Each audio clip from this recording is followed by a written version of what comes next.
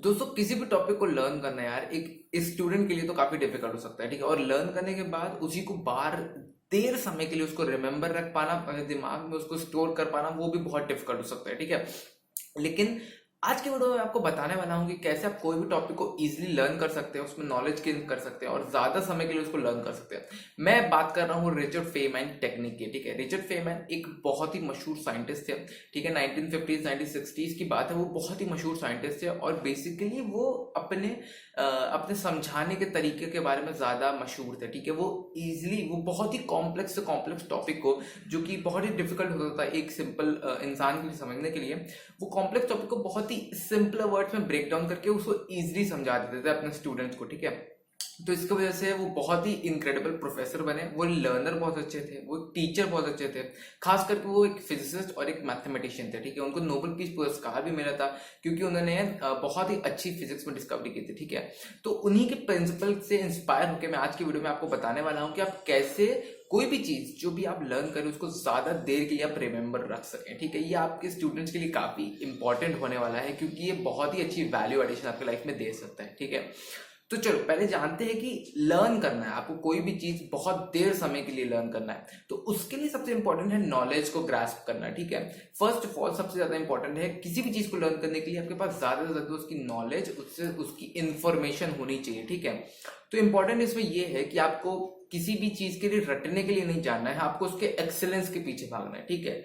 कोई भी टॉपिक है, कोई भी सब्जेक्ट अगर आपको लर्न करना है, आपके स्कूल में, आपके कॉलेज में या फिर आपके किसी भी स्टैंडर्ड पे कोई स्किल को लर्न करना है ना, बहुत ही जल्दी और बहुत ही ज्यादा देर तक के लिए आपके लर्न करना है, तो उसकी इंफॉर्मेशन और उसके नॉलेज के डेप्थ में चले जाओ, ठीक है। बहुत ही ज्यादा डेप्थ में चले जाओ, एकदम से लेमैन लैंग्वेज में कहूंगा, एकदम से उसकी जितनी भी जांच पड़ताल है, जितनी भी इंफॉर्मेशन है उसको ग्रास्प करने की कोशिश करो।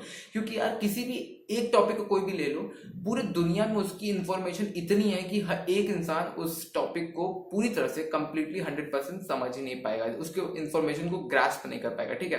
तो हो सके अपनी पोटेंशियल के अनुसार जितना परसेंट भी हो सके उस टॉपिक के बारे में इंफॉर्मेशन ग्रास्प करो, ठीक है। ये एक पहला प्रोसेस है, ठीक है। नंबर सेकंड स्टेप इसी में आता है, जो आपने नॉलेज को गेन किया है अब उसे रिटेन करने का मौका आता है, ठीक है।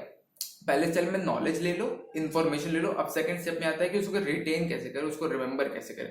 देखो 4 स्टेप होते हैं किसी भी एक नॉलेज को या फिर एक इंफॉर्मेशन को, टॉपिक को रिटेन करने के लिए, ठीक है। नंबर 1 है अंडरस्टैंडिंग। आपको जो भी नॉलेज आपने ली है अपने लाइफ में, आपने जो भी किसी टॉपिक की, किसी एक सब्जेक्ट के बारे में, किसी एक स्किल के बारे में, चाहे वो कोई कोडिंग की स्किल हो, आपकी डिजाइनिंग की स्किल हो, या फिर कोई एक सब्जेक्ट हो, बायोलॉजी हो, फिजिक्स हो, इकोनॉमिक्स हो, ठीक है, जियोग्राफी, हिस्ट्री हो, उसको अंडरस्टैंड करना सबसे इंपॉर्टेंट होता है। दिक्कत आज की दुनिया में यार ये करने लगते हैं बच्चे कि बहुत सारे आज स्टूडेंट्स हो गए हैं कि वो रटने में ज्यादा बिलीव करते हैं, ठीक है। जो उन चीजें उनको समझ में नहीं आती, इंफॉर्मेशन बहुत ज्यादा दिखती है ना, तो वो क्या करने लगते हैं, रटने का एक शॉर्टर मेथड अपनाते हैं। रटने से क्या होता है, एक ड्रॉबैक होता है कि आप जो भी चीज रटते हो ना, तो रटने से वो बस आपको कुछ दिनों के लिए, फिर कुछ समय के लिए बस याद हो सकती है, ठीक है। हो सकता है दिमाग में आपके छप जाए बस, बट आपको ज्यादा समय के लिए याद नहीं हो पाएगी, ठीक है। तो ज्यादा देर के लिए कुछ चीजें याद रखना जो कि बहुत ही इंपॉर्टेंट है, आपके लाइफ में काफी ज्यादा इम्पैक्ट आता है, तो बहुत ही ज्यादा यूजफुल इंफॉर्मेशन है, तो उसके लिए आपको समझना पड़ेगा, उसके पीछे की साइंस को समझना पड़ेगा, उसके प्रोसेस को, उसके लॉजिक को समझना पड़ेगा, ठीक है। अंडरस्टैंड करना पड़ेगा बेसिकली कि एक्चुअली में ये आया कैसे, उसके वाई के बारे में जानने के बारे में कोशिश करो और इतना इन डेप्थ चले जाओ कि उसके हर एक कोने कोने कॉर्नर केसेस में भी आपको पता चल जाए कि इसका वजूद क्या है, ठीक है। फॉर एग्जाम्पल फिजिक्स के कोई केस में अगर मैं बात करूँ, फिजिक्स का केस है, कोई भी एक चैप्टर को रटने से नहीं होगा क्योंकि उसमें अंडरस्टैंडिंग की बात आती है, ठीक है। बहुत ही ज्यादा अंडरस्टैंडिंग की बात आती है, समझना पड़ेगा कि ये जो एप्लीकेशन ये कैसे अप्लाई कर रहा है, ये जो मोशन हुआ ये कैसे हुआ है, ठीक है। इसमें कौन सा लॉ लगा, law of conservation of energy, law of conservation of mass, मतलब इस तरह के मैं एग्जांपल दे रहा हूँ।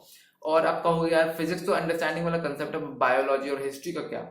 मैं समझ सकता हूँ, बायोलॉजी हिस्ट्री भी ज्यादा थियोरेटिकल होता है, पर उसमें भी आपको समझने की कोशिश करनी है ज्यादातर, क्योंकि समझ करके जो लर्न करता है, स्टोरी टेलिंग के बेसिस में अगर आप लर्न करने की कोशिश करेंगे तो वो इजीली लर्न भी हो जाएगा, और अगर उसे समझ के लर्न करेंगे तो ज्यादा देर के लिए आपको रिमेंबर हो पाएगा, ठीक है।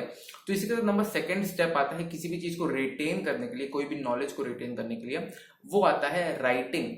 जी हाँ दोस्तों, हमारा ब्रेन क्या है, ह्यूमन का ब्रेन की टेंडेंसी होती है थॉट्स को प्रोड्यूस करना, ठीक है। आप क्या करते हो, जो भी आपने इंफॉर्मेशन लिया उसको अंडरस्टैंड किया, अब वक्त आ चुका है वही अंडरस्टैंड किए हुए चीजों को अपने भाषा में, सरल भाषा में एक पेपर में लिखना। ठीक है, एक सरल भाषा, खूब ज्यादा सरल भाषा पे लिखना बहुत इंपॉर्टेंट होता है। ठीक है, ये नहीं जो फैंसी वर्ड जो बुक्स में यूज हुए हैं, जो आपके वीडियोस में यूज हुए हैं, बस उसी को देख के लिख लो, ऐसा नहीं होता। जो भी आप चीज समझा है आपने, उसको डीपली अच्छी तरह समझा है ना, उसको अपने खुद के सरल भाषा में एक पेपर में लिखने के बारे में लिखो। ठीक है, लिखने के बारे में सोचो।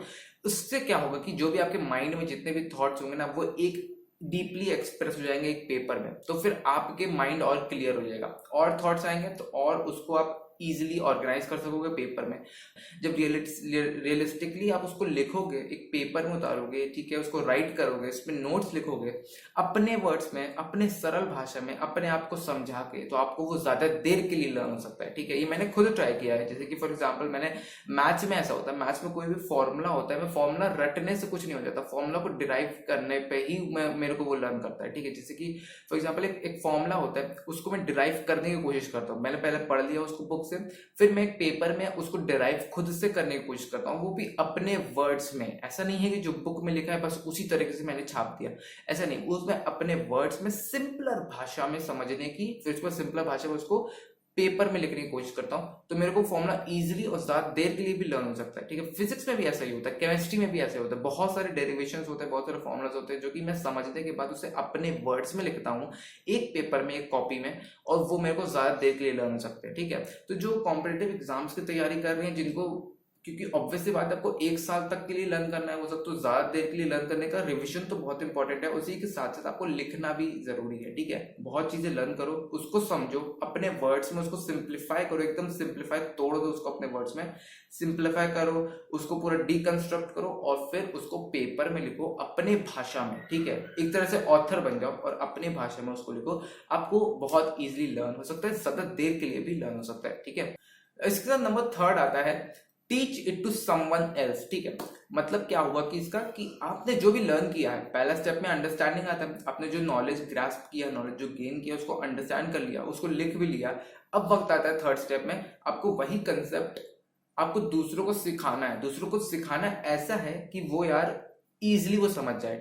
रिचर्ड फेमर ने जब ये टेक्निक को दिखाया था ना, जब इस टेक्निक को एम्पलीफाई किया था, तो उन्होंने ये कोट भी किया था कि if you can not explain that topic to someone else then you haven't understand it well enough. ठीक है, इसका मतलब है कि अगर आप किसी भी इंसान को कोई एक पर्टिकुलर टॉपिक को अपने आसान भाषा पे नहीं समझा सकते, तो इसका मतलब आपने वो समझा ही नहीं है। ठीक है, कोई भी कॉम्प्लेक्स टॉपिक को आप इजियर और सिंपलर भाषा में अगर समझा सकते हो, तो इसका मतलब आपने बहुत अच्छी तरह समझा है, उसके एक छोटे छोटे डिटेल को समझा है। ठीक है, तो इसलिए कोशिश करके देखो कि जो भी आपने सीखा है, जो भी आपने नॉलेज ग्रास्प किया है, जो भी आपने अंडरस्टैंड किया है, जो भी आपने लिखा है अपने वर्ड्स में, उसको आप दूसरों को सिखा के दिखाओ। ठीक है, दूसरे बच्चे को सिखा के दिखाओ, अपने क्लासमेट को सिखा के दिखाओ, अपने फ्रेंड्स को, फैमिली मेंबर्स में किसी एक को सिखाओ कि ये कंसेप्ट काम क्या करता है, इस कंसेप्ट का एप्लीकेशन क्या है, इस कंसेप्ट का इम्पैक्ट क्या है, मैंने जो ये सीखा है ये कितना ईजियर है अंडरस्टैंड करने के लिए। किसी और को अगर डिफिकल्टी हो रही है समझने के लिए आपके फ्रेंड में, आपके फ्रेंड के सर्कल में, तो फिर उसको समझाने की कोशिश करो।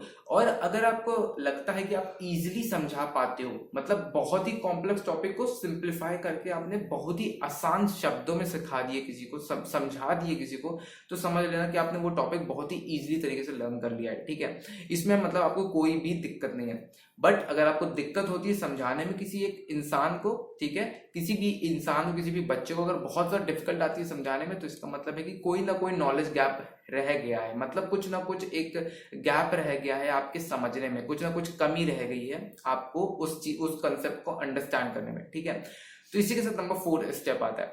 मतलब नंबर 3 में अगर आपने अच्छी तरह से नहीं समझा पाया, तो नंबर 4 स्टेप है, study more to fill your knowledge gaps. ठीक है, मतलब 3rd में आपको बहुत डिफिकल्टी हो रही है, थोड़ा गैप मिल गया आपको समझाने में, तो फिर आपको और सीखने की जरूरत है। ठीक है, और सीखिए, और भी ज्यादा इस कंसेप्ट के बारे में जानने की कोशिश कीजिए, इसके बारे में रिसर्च करने की कोशिश कीजिए, नॉलेज को और गेन करने की कोशिश कीजिए, ज्यादा ज्यादा अंडरस्टैंड करने की कोशिश कीजिए, तो आप और उसमें बेहतर हो पाएंगे और कंसेप्ट आपको ज्यादा देर के लिए याद रह सकता है। ठीक है, तो दोस्तों ये थी कंप्लीट फेमर टेक्निक, जो मेरे को लगता है कि आप सब स्टूडेंट को जरूर फॉलो करना चाहिए। अगर आपको कोई भी कंसेप्ट, कोई भी टॉपिक आपको ज्यादा देर के लिए लर्न करना है, ठीक है, ज्यादा समय के लिए लर्न करना चाहते हैं कि कोई भी कंसेप्ट मेरे दिमाग में ज्यादा समय के लिए रह सके, जिसकी वजह से मेरे को ज़्यादा से ज़्यादा बार बार इस कंसेप्ट को पढ़ना ना पड़े। तो इस कंसेप्ट को ज़रूर, इस पूरे टेक्निक को, सॉरी, इस पूरे प्रिंसिपल को ज़रूर फॉलो करिए। मतलब नंबर 1 अंडरस्टैंड करिए। नंबर 1 आता है तो सबसे पहले नॉलेज को ग्रास्प करना, फिर अंडरस्टैंडिंग आती है, फिर राइटिंग आती है,